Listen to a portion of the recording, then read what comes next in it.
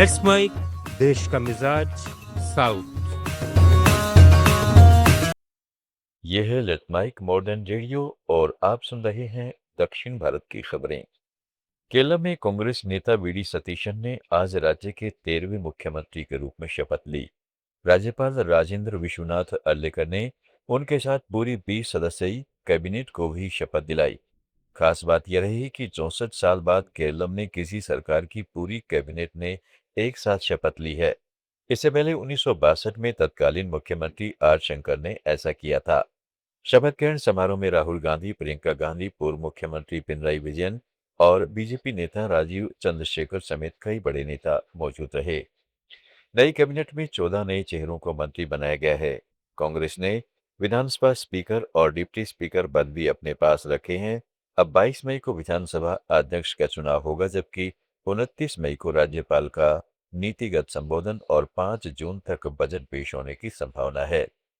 മേനോൻ സതീശൻ എന്ന ഞാൻ നിയമം വഴി സ്ഥാപിതമായ ഭാരതത്തിന്റെ ഭരണഘടനയോട് നിർവ്യാജമായ വിശ്വസ്തതയും കൂറും പുലർത്തുമെന്നും ഞാൻ ഭാരതത്തിന്റെ പരമാധികാരവും അഖണ്ഡതയും നിലനിർത്തുമെന്നും ഞാൻ കേരള സംസ്ഥാനത്തെ മുഖ്യമന്ത്രി എന്ന നിലയിലുള്ള तमिलनाडु में अन्ना डीएमके के वरिष्ठ नेता और पूर्व मंत्री एस सेमलाई ने पार्टी से इस्तीफा दे दिया है। सलेम ने पत्रकारों से बातचीत में उन्हें इस्तीफे की घोषणा की और कहा है कि चुनाव के बाद पार्टी में हो रही घटनाओं से उन्हें गहरा दुख पहुंचा है। उन्होंने नेताओं से अहंकार छोड़कर पार्टी को मजबूत करने की अपील की। उधर डीएमके अध्यक्ष एम.के. स्टालिन ने कहा है कि उनकी पार्टी हार के बाद फिनिक्स पक्षी की तरह उभर कर आएगी। तंजावुर में एक शादी समारोह में उन्होंने नई सरकार से डीएमके की कल्याणकारी योजनाओं को जारी रखने की अपील की है।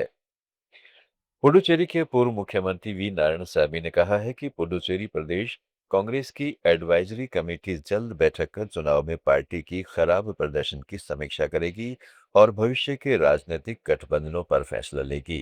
नारायणसामी ने प्रेस कॉन्फ्रेंस में स्पष्ट किया कि कांग्रेस हाईकमान ही डीएमके के साथ संबंधों को लेकर अंतिम निर्णय करेगा। साथ ही तमिलनाडु में टीवीके के साथ बने अच्छे समीकरण को पुडुचेरी में भी लागू करने पर विचार होगा।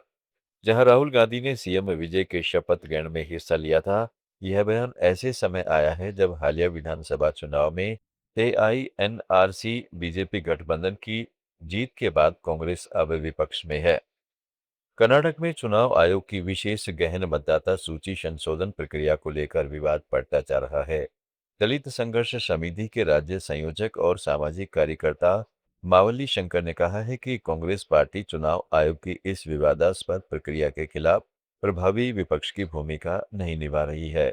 उन्होंने हुगली में नारगुंड नवलगुंड रेयत पंद्य वेलिके के साहित्य मेले में एसआईआर को गरीब विरोधी और लोकतंत्र के लिए खतरनाक बताया तथा इसे रद्द करने के लिए जन आंदोलन खड़ा करने की अपील की। आंध्र प्रदेश के विजयनगरम म्युनिसिपल कॉरपोरेशन चुनाव सितंबर में होने की संभावना है।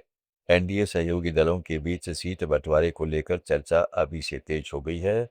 जनसेना पार्टी और भाजपा कुल 62 वार्डों में से करीब 25 सीटें मांगने की तैयारी कर रहे हैं। भाजपा 8 से 10 जबकि जनसेना कम से कम 12 से 20 सीटें चाहती है। दोनों दल तेलुगु देशम पार्टी पर दबाव बना रहे हैं, क्योंकि पिछले चुनाव में टीडीपी को महज एक सीट मिली थी। टीडीपी अपने आंतरिक उम्मीदवारों के दबाव का हवाला देते हुए ज्यादा सीट देने में हिचकिचा रही है। स्थानीय स्तर पर मुलाकातों और शक्ति प्रदर्शन का दौर जारी है। तेलंगाना के राजन्ना सिरिसिल्ला जिले में भारत राष्ट्र समिति और बीजेपी कार्यकर्ताओं के बीच हिंसक झड़प के बाद भारी तनाव हो गया है। पूरा विवाद केंद्रीय मंत्री पंदी संजय कुमार के बेटे की पॉक्सो मामले में हुई गिरफ्तारी के बाद हुआ, जहां बीआरएस कार्यकर्ता केंद्रीय मंत्री के इस्तीफे की मांग को लेकर प्रदर्शन कर रहे थे। इसी दौरान दोनों पक्षों के कार्यकर्ता आमने सामने आ गए, जिसके बाद उग्र नारेबाजी और पथराव होने लगा। हालात काबू में करने के लिए पुलिस को लाठीचार्ज का सहारा लेना पड़ा, जिसमें कई कार्यकर्ताओं के घायल होने के समाचार हैं। तमिलनाडु, कर्नाटक, केरलम, आंध्र प्रदेश, तेलंगाना, पुडुचेरी और अंडमान निकोबार की ताज़ा खबरों के इस बुलेटिन को रोजाना सुनने के लिए डाउनलोड करें लेट्स माइक ऐप। जुड़े रहिए लेट्स माइक के साथ।